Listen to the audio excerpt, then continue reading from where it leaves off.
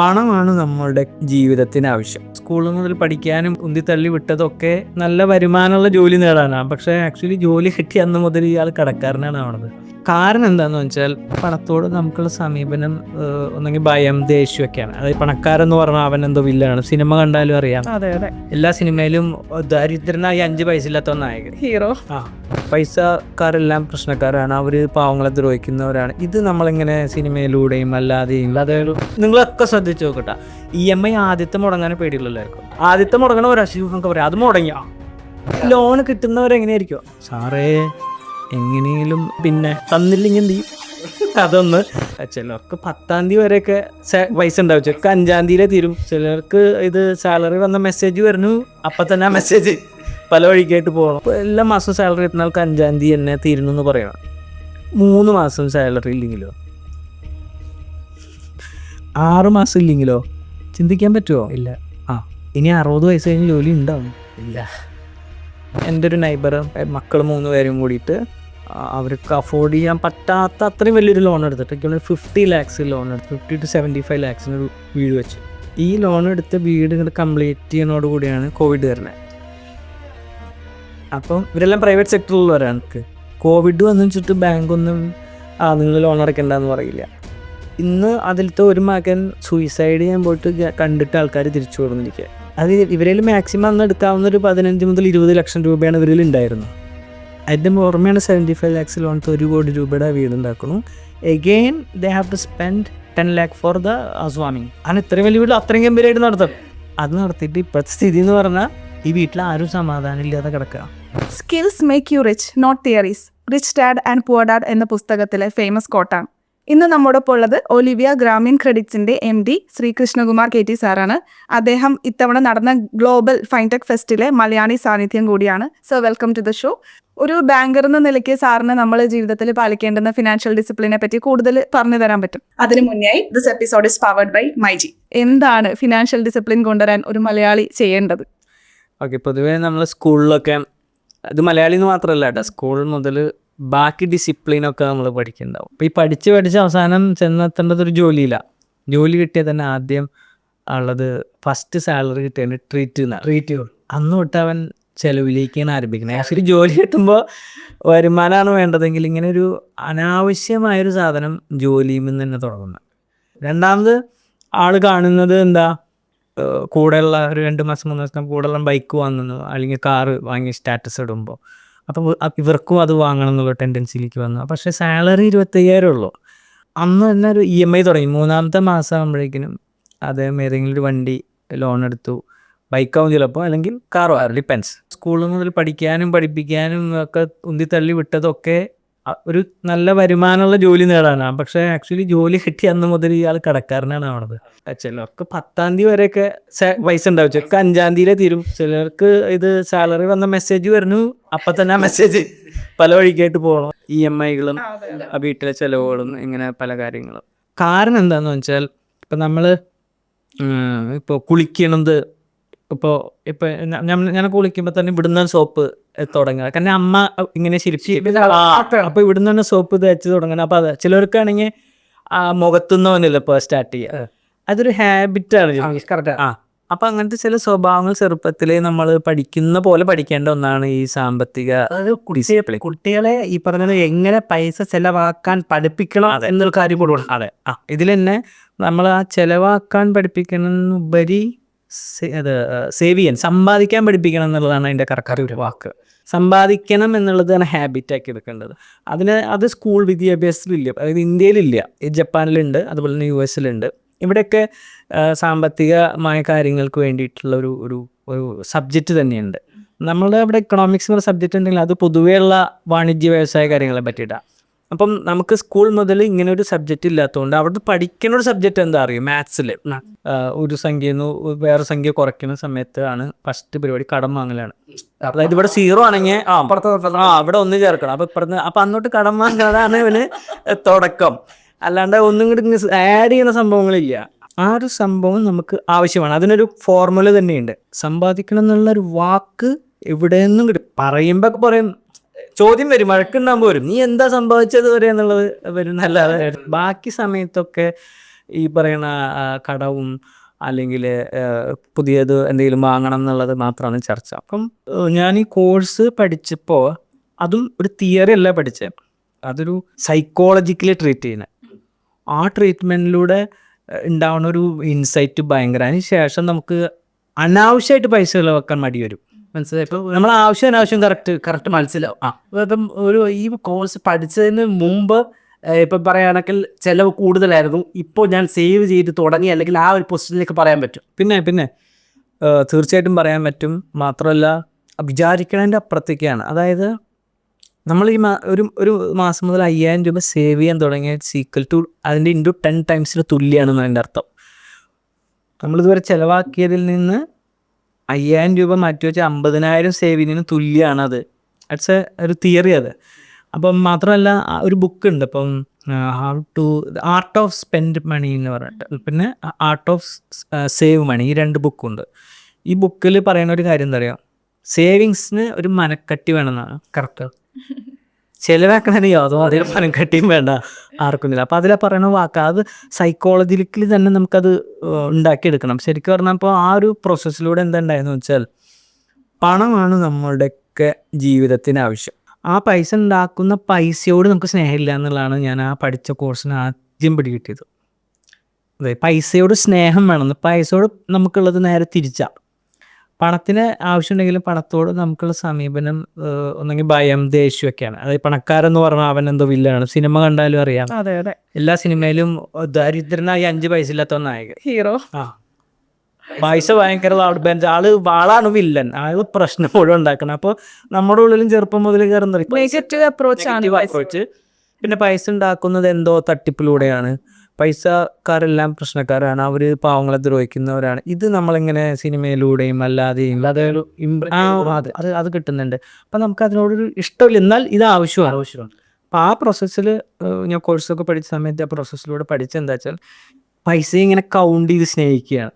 ചിലപ്പോൾ 100 രൂപയായിരിക്കും 10ൻ്റെ 5ൻ്റെ, പക്ഷെ അതിനെ നമ്മൾ ഇങ്ങനെ എടുത്ത് ഐ ലവ് മണി എന്ന് പറഞ്ഞുകൊണ്ട് തന്നെ അത് സ്നേഹിച്ച് ഭയങ്കര ഹൃദയത്തോട് ചേർത്ത് പിടിച്ച്, എന്നിട്ടൊരു മെഡിറ്റേഷൻ പ്രോസസ്സിലൂടെയാണ് ആക്ച്വലി നമ്മളിലേക്ക് അത് കയറി. പിന്നെ ഈ പൈസ ചെലവാക്കിയാൽ മാത്രമേ പൈസ നമ്മളിലേക്ക് വരൂന്നും കൂടെ ഈ ഒരു പ്രോസസ്സിൽ പറയും. അതെ, പക്ഷേ അത് ചെലവാക്കി നമുക്ക് 0 ആവുകയാണ്. അതാണ് പ്രശ്നം. അതാ എങ്ങനെ ചെലവാക്കണം.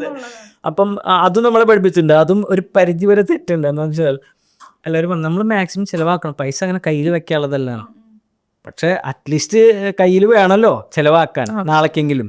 ഇതെന്താ വെച്ചാൽ കിട്ടിയത് മുഴുവൻ ചിലവാക്കുക, അത് റൊട്ടേഷൻ നടക്കണം. അത് വേൾഡ് നിയമമാണ്. പൈസ എവിടെയെങ്കിലും അടിഞ്ഞു കൂടാൻ പാടില്ല, ഫ്ലോ നടക്കണം, ഫ്ലോ ആണ്. പക്ഷേ നമ്മുടെ കയ്യിലൊരു നമുക്ക് ആലോചിച്ച് നോക്കിയാൽ നമുക്ക് എപ്പോഴാണ് നമ്മുടെ വണ്ടി തട്ടുക, ആശുപത്രി കേസ് വീഴുക, മൊബൈൽ കയ്യിൽ നിന്ന് വീഴുകയൊക്കെ എപ്പോഴും മാസം അവസാനമായിരിക്കും വയ്ക്കും. ശരിയല്ലേ? ഒന്നാമത് ഒരു ജ്യോതിഷനാണത്. എനിക്കൊരു സ്വന്തം ജീവിതത്തിൽ പറയാൻ പറ്റും. അതെ, കറക്റ്റല്ലേ?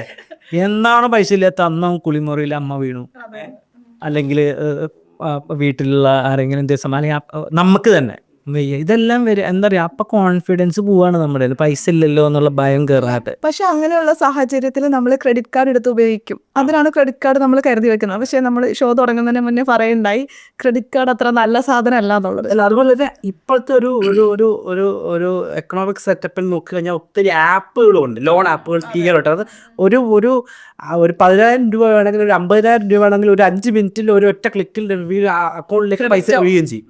അപ്പോൾ ഈ പറയുന്ന നമ്മുടെ ഒരു ലോൺ എടുക്കുന്ന പ്രൊസീജിയർ വരെ മാറി. അപ്പോൾ ഇതൊക്കെ നോക്കുകയാണെങ്കിൽ ഇപ്പോഴത്തെ ഒരു മണി സേവിങ് പരിപാടികളുണ്ടല്ലോ, അത് പലപ്പോഴും പോസിബിൾ ആകാറുണ്ടോ? അല്ല, പോസിബിൾ ആവാറില്ല. നമ്മളെ കൂടുതൽ ലോൺ എടുക്കാനാണ് പ്രേരിപ്പിക്കുന്നത്.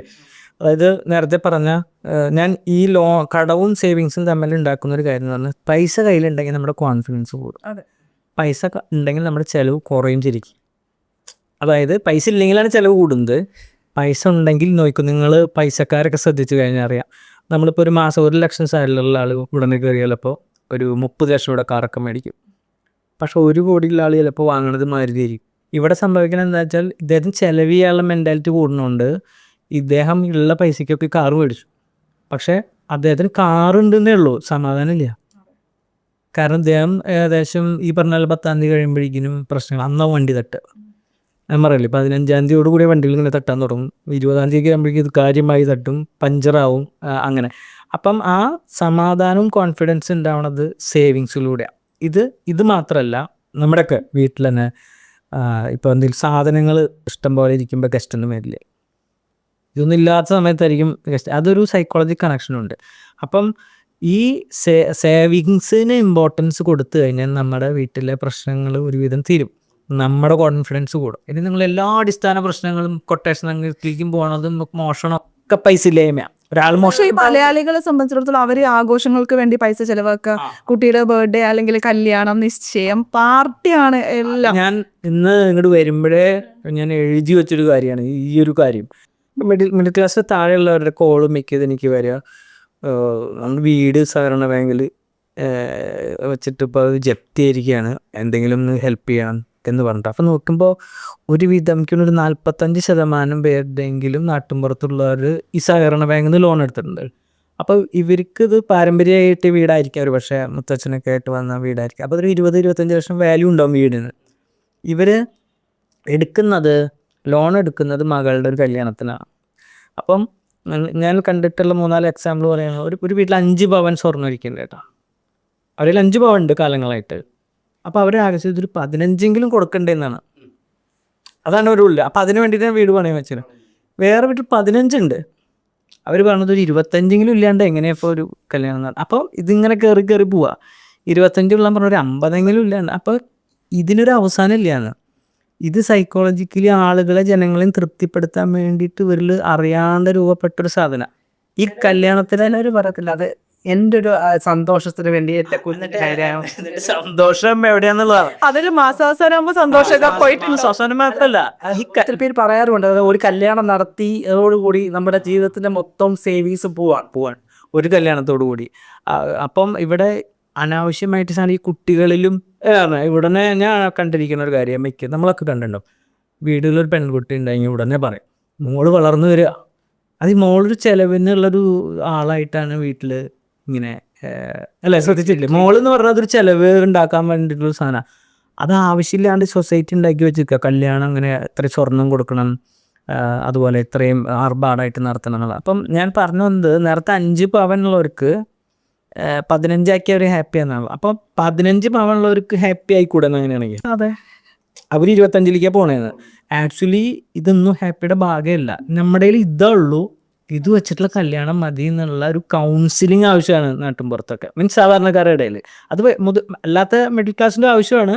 പക്ഷേ ഇവർ അതിൽ തൃപ്തരല്ലാണ്ട് പോയി കടം മേടിക്കാൻ. കല്യാണത്തിൻ്റെ കടത്തിൻ്റെ പ്രത്യേകത എന്താ അറിയാം? നമ്മൾ ലോൺ എടുക്കുമ്പോൾ, നേരത്തെ നമ്മൾ ആ വിഷയത്തിലേക്ക് വരുമ്പോൾ ഞാൻ പറയാം, ലോൺ എടുക്കുന്നത് എപ്പോഴും ഒരു പ്രൊഡക്റ്റീവ് കാര്യത്തിനായിരിക്കണം. ഈ പൈസ കൊണ്ട് വേറെ ഏതെങ്കിലും തരത്തിലൊരു ഇൻകം ഉണ്ടാവുന്നതിന് ലോൺ എടുക്കാവൂ, അല്ലാത്ത ഒന്നിനും ലോൺ എടുക്കരുത്. ഈ കല്യാണത്തിന് എന്ത് ഇൻകമാണ് ജനറേറ്റ് ചെയ്യാൻ പോണേ? അടുത്ത ചിലവ് ജനറേറ്റ് ചെയ്യാൻ പോവാണ്, ഇവരെ പ്രസവം മറ്റു കാര്യങ്ങളൊക്കെ ആയിട്ട്. അപ്പോൾ ഇവർ ഈ 25 ലക്ഷം രൂപയുടെ സ്ഥലം വീടും കൂടിയിട്ട് ഈ കല്യാണത്തിനോടനുബന്ധിച്ച് പാർട്ടിക്കാരെയും അവരവരൊക്കെ കണ്ട് റെക്കമെൻഡ് ചെയ്ത് പൊടി ലോൺ എടുക്കും. എന്നിട്ട് ഇതിന് മാസം ചിലപ്പോൾ ഒരു 15,000 ആണ്. അപ്പോൾ അവർ ചിന്തിക്കാം 15,000 നമുക്ക് അടയ്ക്കാം, മോനുണ്ടല്ലോ, അവരുടെ പൈസ ഉണ്ടല്ലോ, ഇവിടെ പോയിട്ട് അടയ്ക്കാൻ വിചാരിക്കും. 1-2 മാസമൊക്കെ ഇവരെ അടയ്ക്കും, 3-ാമത്തെ മാസം അടയ്ക്കും. അത് കഴിഞ്ഞ് പിന്നെ ഇവരുടെ ഉള്ളിൽ അത് ഒരു പ്രശ്നമില്ലാണ്ടായി മാറും. പിന്നെ ഇവരില്ല, അതിനപ്പുറത്ത് ചിലവ് കൂടി. മകൾ ഇനി ആവശ്യങ്ങൾ പറഞ്ഞു തുടങ്ങി. അപ്പം മകൾ വരുമ്പോൾ അവർക്ക് ഹാപ്പി ആക്കാൻ വേണ്ടി ഓരോന്ന് മേടിച്ച് കൊടുത്തു, ഇങ്ങനെ കൊടുത്തു, ഇത് അടക്കിൽ നിൽക്കും. അപ്പോൾ ഒരു ആഴ്ച മുടങ്ങിയ ഒരു തവണ മുടങ്ങണ വരെയാണ് പേടിയുള്ളൂ. ഒരു തവണ മുടങ്ങിയപ്പോൾ പിന്നെ അതൊരു, നിങ്ങളൊക്കെ ശ്രദ്ധിച്ച് നോക്കട്ടെ, EMI ആദ്യത്തെ മുടങ്ങാനേ പേടിയുള്ളൂ എല്ലാവർക്കും. ആദ്യത്തെ മുടങ്ങണ ഒരാശയം എന്നൊക്കെ പറയാം, അത് മുടങ്ങിയ ഇനി രണ്ടാമത് ആൾക്ക് വിഷയമല്ല. പിന്നെ 3-ാമതായി 4-ാമതായത് ഈ 5 ലക്ഷം രൂപ എടുത്ത ലോൺ അവസാനം 8 ലക്ഷമായി 9 ലക്ഷമായി. അപ്പോൾ അവർ ജപ്തി നോട്ടീസിന് വരുമ്പോൾ ഇവർ കരച്ചിലായി. പിന്നെ ചിലർ ബാങ്കിന് കുറ്റം പറയും, എന്തു സഹകരണ ബാങ്ക് എന്നൊക്കെ പേര് പറഞ്ഞിട്ട് ഒരു സഹകരണവും ഇല്ല. ഈ കൊടുത്ത പണം വേറെ ആൾക്കാർ പണമാണ്. ഇപ്പം നിങ്ങൾ ഞാനൊക്കെ പോയി എടുത്ത ഡെപ്പോസിറ്റിന് ഇവർക്ക് ലോൺ കൊടുത്ത് ബാങ്ക് എന്ന രീതിയിൽ ചിന്തിക്കുമ്പോൾ ഏറ്റവും കൂടുതൽ ആൾക്കാരെ ചോദിക്കുന്ന ചോദ്യം ഇപ്പോൾ സാറ് പറഞ്ഞേക്കണം, നിങ്ങൾക്കൊന്ന് കണ്ണിച്ചോരേ അല്ലെ കടി, നിങ്ങൾ എന്തിനാണ് ഒരാളെ തെരുവിലേക്ക് ഇറക്കി വിടുന്നത് എന്ന് ചോദിക്കുന്നുണ്ട്. അപ്പം ഒരു തരത്തിൽ നോക്കി ഏറ്റവും കൂടുതൽ പ്രാക്ക് കിട്ടുന്ന ബാങ്കുകാർക്ക് ലോൺ കിട്ടുന്നവരെങ്ങനെയായിരിക്കും? സാറേ എങ്ങനെയും മോളുടെ കല്യാണം അറിയാലോ എന്നൊക്കെ പറഞ്ഞിട്ട് നിൽക്കുന്ന ആളാണ്. പിന്നെ തന്നില്ലെങ്കിൽ എന്ത് ചെയ്യും? അതൊന്ന്. രണ്ടാമത് രാഷ്ട്രീയക്കാരെ ഏർപ്പെടുത്തുന്നു, അല്ലെങ്കിൽ ഈ പറഞ്ഞ സെൻറ്റിമെൻറ്റ്സിലേക്ക് പോകുന്നു. അപ്പോൾ ഇവരെന്നെ വരുത്തി വെച്ച പ്രശ്നമാണത്. അന്ന് ഞാൻ പറയാം എന്ത് സംഭവിക്കും ഈ 5 ലക്ഷം എടുത്തില്ലെങ്കിൽ. അപ്പോൾ ഞാൻ കഴിഞ്ഞ ദിവസം ഒരു സ്കൂളിൽ ഈ ഫിനാൻഷ്യൽ മാനേജ്മെൻറ്റ് എടുത്തപ്പോൾ ഞാൻ ആദ്യം പറഞ്ഞു, നിങ്ങൾ നിങ്ങളുടെ കല്യാണത്തിന് ആൺകുട്ടിയായാലും പെൺകുട്ടിയായാലും എത്രയാണോ ഉള്ളത് അതിൽ നടത്തുന്ന രീതിയിലേക്ക് നിങ്ങൾ തയ്യാറാണ്. അച്ഛനമ്മയ്ക്കൊരു ബേർഡനാക്കാം. ചിലയിടത്ത് മകളും പറയില്ല എനിക്ക് ഇത്രയെങ്കിലും വേണമെന്ന് പറഞ്ഞവർ, ചിലർ വേണ്ടാന്ന് പറഞ്ഞു. പക്ഷെ വേണ്ടാന്ന് പറയാൻ വില്ലിങ്. അപ്പോൾ കല്യാണം കഴിക്കണമെന്നും ഞാൻ ക്ലാസ് എടുത്ത് +2 അവർക്കൊരു 5 വർഷം കൂടെ കഴിഞ്ഞിട്ടേക്കും കല്യാണം ഉണ്ടാവുക. അപ്പോഴേ അത് ഉള്ളിൽ വരുന്നുണ്ട്, എന്തിനായി ആവശ്യമില്ലാണ്ട് ഇത്രയും ചെലവ് നടത്തി കല്യാണം നടത്തണേ എന്നുള്ളത്. ഒരു വീട് വെക്കുന്നത് ഒരു അസറ്റ് അല്ല എന്ന് പറയുന്നവരുണ്ട്. ഒരു വീട് അവർ വെക്കുന്നത് ഇന്നത്തെ കാലത്ത് ചിന്തിക്കുകയാണെങ്കിൽ ഒരു അസറ്റാണോ ഇല്ലേ? അത് പിന്നെ ഒരു ഇമോഷണൽ ഇതുണ്ട്. പ്രത്യേകിച്ച് കേരളത്തിലെന്ന് പറയാം. കേരളത്തിൽ എന്ന് വെച്ചാൽ സ്വന്തമായിട്ടൊരു വീട് എന്ന് പറയുന്നത് ഒരു ഇമോഷണൽ അറ്റാച്ച്മെൻറ്റ്. അതായത് ഇപ്പം കേരളത്തിലെ സ്ത്രീകൾക്ക് ഒരു വളയോ മാലയോ സ്വർണ്ണം, ഞാൻ പറയാം ഇപ്പം ഒരു ഭാര്യയ്ക്ക് അല്ലെങ്കിൽ മകൾക്ക് നിങ്ങൾ ഒരു 1 ലക്ഷം രൂപയുടെ ഒരു ഡിജിറ്റൽ ഡിവൈസ് കൊടുക്കണേക്കാളും അവർക്ക് ഇഷ്ടം തോന്നുന്ന ചിലപ്പോൾ 25,000 രൂപയുടെ ഒരു മോതിരം അല്ലേ? അതായത് അതിനോടൊരു ഇമോഷണൽ അറ്റാച്ച്മെൻറ്റ് എടുക്കുന്നുണ്ട്. ചിലർക്ക് ചെരുപ്പായിരിക്കും, അല്ലെങ്കിൽ ചിലപ്പോൾ ചില ഡ്രസ്സായിരിക്കും. എന്ന പോലെ ഒരു ഇമോഷണൽ കണക്റ്റാണ് ഈ സ്വന്തമായ വീട് എന്നുള്ളത്. പക്ഷെ അത് വിട്ട് കഴിഞ്ഞാൽ US സ്വന്തമായിട്ട് വീടുള്ളവരെ എണ്ണം കുറവാണ്. അവിടെയൊക്കെ ഭയങ്കര റിച്ചാണ്. ഫൈനാൻഷ്യൽ മാനേജ്മെൻറ്റിൽ എപ്പോഴും നമ്മൾ ലോൺ എടുക്കുന്നത് എന്നും നമുക്ക് ലോൺ പറയാൻ ഒരു ബാധ്യത എന്ന് തന്നെയാണ് പറയാം. അതിൻ്റെ വാക്ക് തന്നെ അതാണ്, ഒരു ബാധ്യതയാണ് നമുക്ക്. ഇനി റെൻറ്റിൻ്റെ സൈഡിൽ പറയുകയാണെങ്കിൽ റെൻറ്റ് നമുക്ക് വീട് ഇഷ്ടമല്ല, നമുക്കിടത്ത് മാറാം. ചിലപ്പോൾ ചുറ്റുവട്ടത്തെ പ്രശ്നം കൊണ്ട് നമുക്ക് ഇല്ലേ തൊട്ടപ്പുറത്ത് വേറെ ഒരു തല്ലിപ്പൊളി കുറച്ച് ആൾക്കാർ വന്ന് താമസിക്കാൻ തുടങ്ങിയപ്പോൾ ഈ ഇഷ്ടം പോലെ ഉണ്ട് പല സ്ഥലത്ത്. ഈവൻ ഇത് പെരുമ്പാവൂർ ആളുകൾക്കുള്ള വിഷയമാണ്. ഈ ബംഗാളികൾ വന്നേ പിന്നെ അവിടുത്തെ ഒരുപാട് കുടുംബങ്ങൾ വേറെ സ്ഥലത്തേക്ക് മാറി. ഇവർ രാത്രിയും പകലൊക്കെ കള്ളുകുടി, ലഹരി ഉപയോഗങ്ങൾ, ആക്രമിക്കൽ, അങ്ങനെയൊക്കെയുള്ള സ്ഥലത്ത്. എന്ന് വെച്ചാൽ അതുകൊണ്ട് റെൻറ്റിന് വീട് നല്ലതെന്നല്ല ഞാൻ പറഞ്ഞത്, അതൊരു സാഹചര്യം. അതുപോലെ തന്നെ ഇതിൻ്റെ ഉള്ളിലെ മെയിൻ്റനൻസ് ഓണർ ചെയ്തോളും. നമ്മൾ അറിയാലോ വീട്ടിൽ എന്തൊക്കെ പണികളാണ് വരാറ്. ഏകദേശം ഇല്ല ഈ പറയുന്നത് കൊച്ചിയിൽ ഒരു സെപ്പറേറ്റ് ബിസിനസ് സെക്ടറായിട്ട് തന്നെ മാറിയിരുന്നു. റെൻറ്റിന് കൊടുക്കാതെ ഇപ്പം പലരും വീട് വെക്കുമ്പോൾ ഒരു മേലിൽ ഒരു നിലയുടെ പണിയാൻ പറ്റിയിട്ടുള്ള പടുത്ത് വെക്കുന്നവരുണ്ട്. അപ്പോൾ അത് 2 ഗുണമുണ്ട് അതിൽ. ശരിക്കും പറഞ്ഞാൽ ഈ ഒന്നും ഫോറിൻ മാത്രമല്ല, അതുപോലെ തന്നെ കേരളത്തിൽ തന്നെ ചില ബിസിനസ് താല്പര്യമുള്ള ചില ആൾക്കാരുണ്ട്, ചില കമ്മ്യൂണിറ്റിയിലുള്ള ആൾക്കാരുണ്ട്. അവർ ഗൾഫിലൊക്കെ പോയിട്ട് വന്നിട്ട് 2 ടൈപ്പ് ഓഫ് കമ്മ്യൂണിറ്റി ഉണ്ട്. ഒരു ടൈപ്പ് കമ്മ്യൂണിറ്റി പറഞ്ഞാൽ അദ്ദേഹം അവിടെ വെയിൽ കൊണ്ട് കഷ്ടപ്പെട്ട് ഉണ്ടാക്കിയ പൈസ മുഴുവൻ കൊടുത്ത് വലിയൊരു വീട് വയ്ക്കും ഇവിടെ. എന്നിട്ട് ഇദ്ദേഹം ഇങ്ങോട്ട് വരാറാകുമ്പോഴേക്കും അതറിയില്ല, ഗൾഫിൽ പോയ ആളുകൾക്ക് 5 കൊല്ലം കഴിഞ്ഞ് വരും, വീണ്ടും 5 കൊല്ലം കഴിഞ്ഞാൽ വരും. പൊതുവെ ഗൾഫാരെ വീട്ടുകാർ തിരിച്ചറിയാൻ വഴി കുട്ടികളുടെ വയസ്സ് തമ്മിൽ 5 വയസ്സ് ചേർക്കുക. അപ്പം അതങ്ങനെയാണ് ഗൾഫിലാണ് ആൾക്കാർ. അപ്പം ഇവർ വരുമ്പോഴേക്കും പിന്നെ ഇവർക്ക് കൊളസ്ട്രോൾ 100 അസുഖങ്ങളായിട്ടാണ് ഇവർ അവിടേക്ക് വരുന്നത്. എന്നാൽ വേറൊരു വിഭാഗം അങ്ങനെയല്ല. അവർ വീട് ചിലപ്പോൾ ഒരു ചെറിയ മിനുക്ക് പണിയൊക്കെ നടത്തിയിട്ടുണ്ടാവും. തൊട്ട് മുന്നിൽ ഒരു കമേഴ്ഷ്യൽ ബിൽഡിംഗ് പണി, ചിലപ്പോൾ 3 ഷട്ടർ ഉണ്ടാവുള്ളൂ. അതിന് റെൻ്റ് ഇങ്ങോട്ട് ഇങ്ങനെ ആജീവനാന്തം കിട്ടുകയാണ്. It's equal to pension. അതിൻ്റെ വില കൂടുന്നു, വരുമാനം മാറും കൂടും. ഇവിടെ നേരെ തിരിച്ചാൽ വലിയൊരു വീടുണ്ട്, അതുമ്മ ലോണുണ്ട്. അപ്പം ബെസ്റ്റ് എന്ന് പറഞ്ഞാൽ നമ്മുടെ കയ്യിൽ ഉള്ള പൈസയ്ക്ക് വേണമെങ്കിൽ വീട് വയ്ക്കാം. അതാണ് ലോൺ എടുത്ത് വീട് വയ്ക്കുന്നത് എപ്പോഴും നമുക്ക് ഒരു സമാധാനം. നമുക്ക് അറിഞ്ഞുകൂടാ നമ്മുടെ ഇൻകം എത്ര കാലം ഉണ്ട് എന്നുള്ളത്. അപ്പോൾ അതിന് പകരം സേവിങ്സാണ് ഇവിടെ കൂട്ടിയിരുന്നേക്ക്. അപ്പം നമ്മൾ ആലോചിക്കുക, ഒരു 50 lakhs വീടിന് ലോൺ എടുത്താൽ എന്തായാലും നമ്മളൊരു 40,000 to 45,000 മന്ത്ലി വരും. അത് 30 കൊല്ലത്തേക്കൊക്കെയാണ്. അതെ, പെൻഷൻ നമ്മൾ ലോൺ എടുക്കുമ്പോൾ ഈ വർഷം ഉണ്ടല്ലോ അതിൽ സ്കെയിൽ കാണാം. അങ്ങനെ നോക്കുമ്പോൾ ആൾക്കാർ ഇതിന് 30 ഇനി അങ്ങോട്ടുണ്ടോ നോക്കുക, ഇത് 30 വരെ കിട്ടുള്ള, ഇനി ഉണ്ടെങ്കിൽ പറ്റിയ 100 വയസ്സ് വരെ വെക്കാന്ന് വെച്ചിട്ടാ. പിന്നെ അത് മാത്രമല്ല, പ്രിൻസിപ്പളിലേക്കല്ലല്ലോ ഇൻട്രസ്റ്റിലേക്കാണ് പൈസ. ഇപ്പൊ 50 lakhs 45,000 രൂപ EMI ആയിരിക്കാം. ഇതിൽ നിങ്ങൾ അടയ്ക്കുന്ന 45,000 ലോണിലേക്ക് പോണത് 5,000 രൂപയാണ്. 40,000 രൂപ പോണ ഇൻട്രസ്റ്റിലേക്കാണ്. ഇതിങ്ങനെ കുറഞ്ഞ് ഏകദേശം ഒരു 50% EMI തീരുമ്പോഴാണ് പ്രിൻസിപ്പളിലേക്ക് കൂടുതൽ എമൗണ്ട് വരുന്നത്. അതാണ് ഒരു ലോണിൻ്റെ മെത്തേഡ്. ആ നേരത്തെ ഒരു റെൻ്റ് വീടാണെങ്കിൽ ഇതിനെ എതിർക്കുന്ന ഞാൻ സോഷ്യൽ മീഡിയയിൽ ഇഷ്ടം പോലെ കാണാറുണ്ട്. ഇതിന് വലിയ തർക്കം വരാറുണ്ട്. കാരണം പറയുന്നത് നേരെ തിരിച്ചാ. കാരണം നിങ്ങളൊരു വീട് പണിത് കഴിഞ്ഞാൽ നിങ്ങൾക്ക് ആ സ്ഥലമുണ്ട്, വീടുണ്ട്, നിങ്ങൾക്ക് ഒരു ആദായമല്ലേ, കാരണം നിങ്ങൾക്കൊരു സേഫ്റ്റി കുഞ്ഞിന് വേണ്ടി അല്ലെങ്കിൽ ഭാവി തലമുറയ്ക്ക് വേണ്ടി ഒരു സ്വത്തല്ലേ അത് എന്ന് ചിന്തിക്കുന്ന ആൾക്കാരല്ലേ. കുറേ പേരുണ്ട് സത്യത്തിൽ. ഒരാൾ ലോൺ എടുത്ത് വീട് കയറ്റി അയാൾ മരിച്ചു പോയാൽ, അല്ല ഞാൻ പറഞ്ഞ സ്വാഭാവിക മരണം എന്തോ ആയിക്കോട്ടെ, ആൾ ആ വീടായിട്ട് വേറെ കണക്ഷനൊന്നും ഇല്ല സത്യത്തിൽ.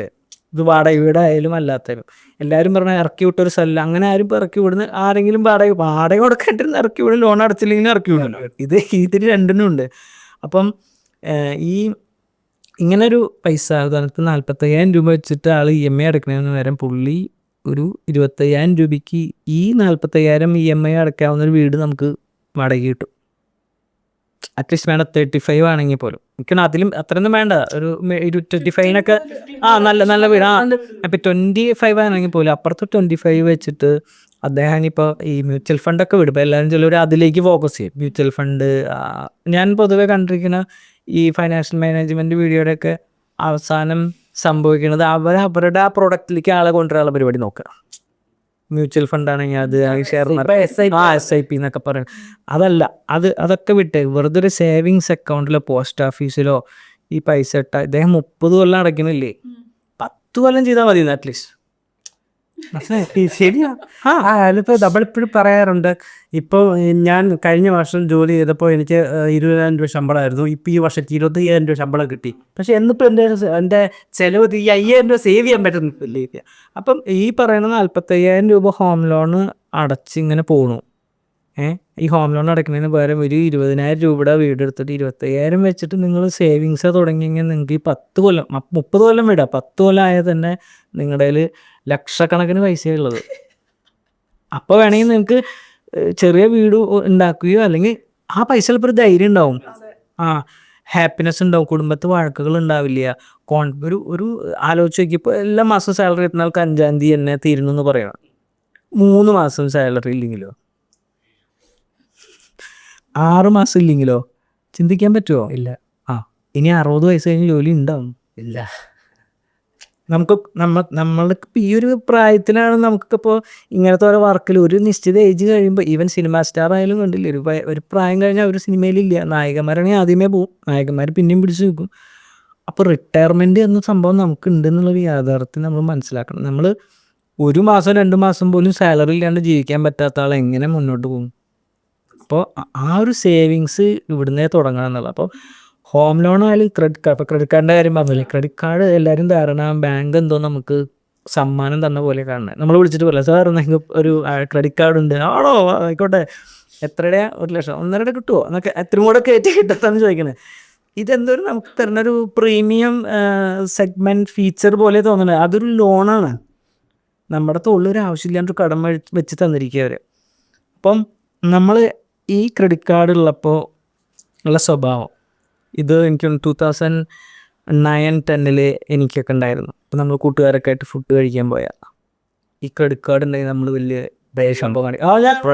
നമ്മൾ അവിടെ എല്ലാം ഞാൻ കൊടുക്കാം എന്ന് പറഞ്ഞിട്ട് ഇത് ആവശ്യമില്ലാതെ ചിലവാക്കാനുള്ള മെൻറ്റാലിറ്റി കൂടുതലുണ്ടല്ലോ എന്ന്. അപ്പം അല്ലേ ഇതുണ്ടെങ്കിൽ നമ്മൾ പിന്നെയും ചിലവാക്കാനുള്ള, അപ്പം പേടിക്കില്ലല്ലോ. ഒരു കടയിൽ പോവാണ് അല്ലെങ്കിൽ സാധനം മേടിക്കുമ്പോൾ എത്ര മേടിച്ചു കാറുണ്ടല്ലോ, ഷൂ വാങ്ങണം. ഷൂ നമ്മൾ ബഡ്ജറ്റിലൊരു ചിലപ്പോൾ 2,000 വാങ്ങാൻ പോയിരിക്കാം ആ സമയത്തൊക്കെ. അപ്പം നമ്മുടെ അക്കൗണ്ടിൽ ഉണ്ടാവുന്നത് 2,300 വിചാരിക്കുക. അപ്പം നമ്മൾ 2,000 വാങ്ങാനുള്ള ആൾ ഈ ക്രെഡിറ്റ് കാർഡ് ഉണ്ടെങ്കിൽ എന്ത് ചെയ്യും? ആൾ വേറെ ഷൂ ഉണ്ട് 4,800 ഇതാകുമ്പോൾ സാറിന് ചേരും. അപ്പോൾ ഈ ക്രെഡിറ്റ് കാർഡ് ചെയ്യും. അപ്പോൾ ഇയാൾ അൺനെസസറി ചിലവിന് വിധേയനാവുകയാണ് ഒന്നാമത്.